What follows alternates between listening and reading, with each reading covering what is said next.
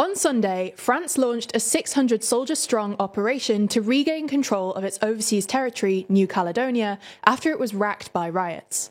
Violent unrest broke out over indigenous voting reforms last week, and the archipelago has since been in a state of emergency, with its High Commissioner warning that republican order will be re-established whatever the cost.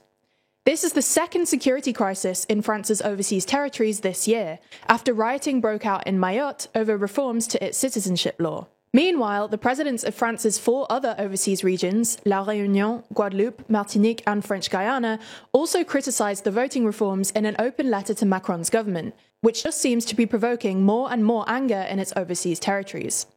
So in this video, we'll take a look at the current situation across France's overseas territories, why their relations with Paris are deteriorating, and what might happen next. Before we start, if you haven't already, please consider subscribing and ringing the bell to stay in the loop and be notified when we release new videos. So let's start with some context. Outside Europe, France has 5 overseas regions, French Guiana, Guadeloupe, Martinique, La Réunion and Mayotte, that are administratively equal to any one of France's internal regions. Then France also has a further 6 overseas collectivities which are semi-autonomous, plus 1 additional autonomous territory, New Caledonia.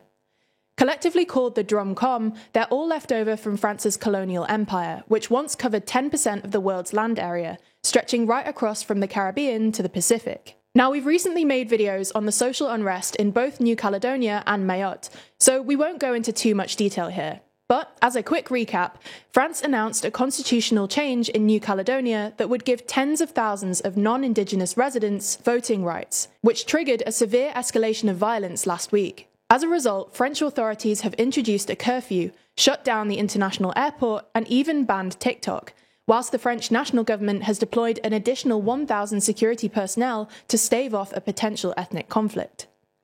There's been similar scenes in Mayotte over the last few months too, with riots and gang violence gripping the island.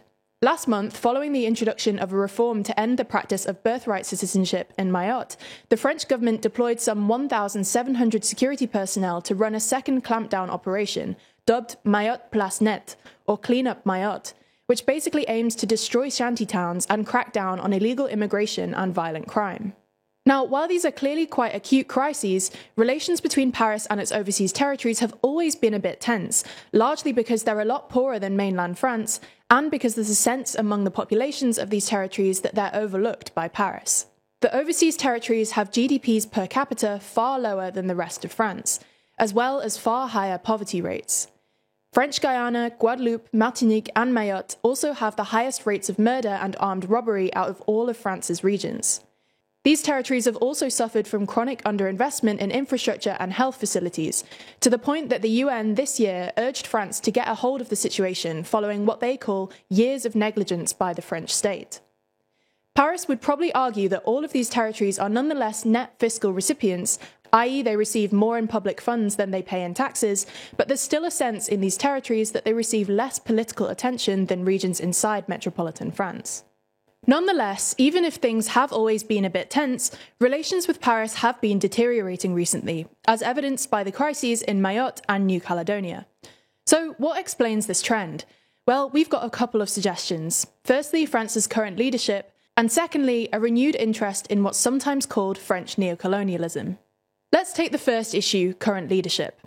Basically, Macron isn't very popular in these overseas territories, largely because his government has failed to address the economic inequalities we just mentioned, or invest enough in the region's crumbling infrastructure.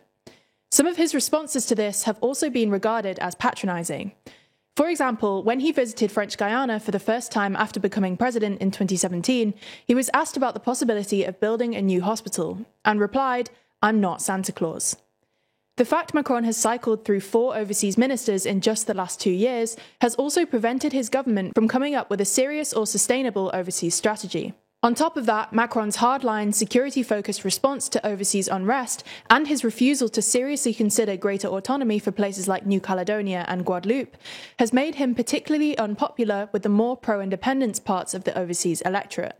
This is why, in the 2022 presidential election, the overseas territories voted overwhelmingly for Marine Le Pen, who trounced Macron with a massive 70% of the vote in Guadeloupe.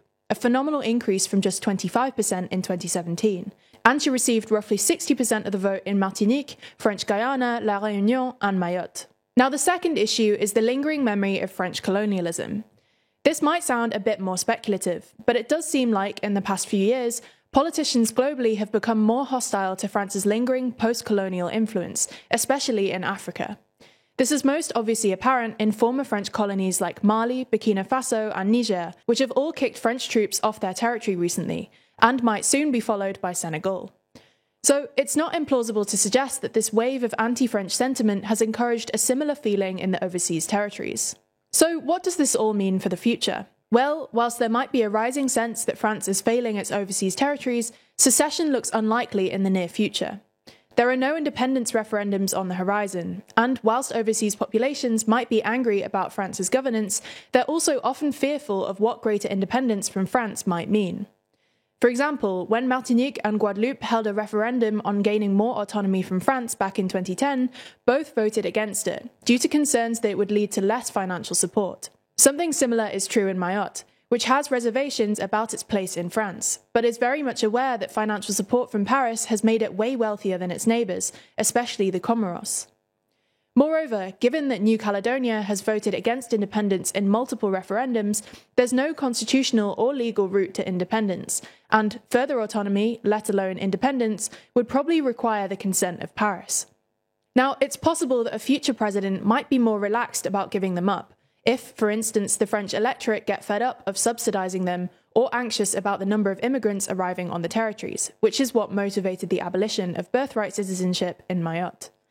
Nonetheless, at the moment, the French political class isn't showing any signs of wanting to relinquish control, and we're unlikely to see any real changes in policy anytime soon.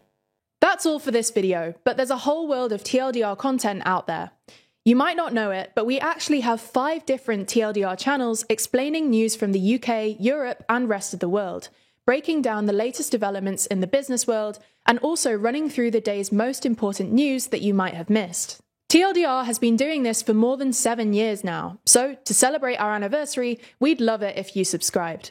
Not only to this channel, but also to any others that interest you, and they're all linked in the description. Our whole purpose is to make the world around you more understandable, to unpack the confusing parts of the news in a way that's interesting, factual, and entirely non-partisan. So if that's something you're into, then you've got 5 channels to enjoy. Thanks for your support over the last 7 years, it really means a lot.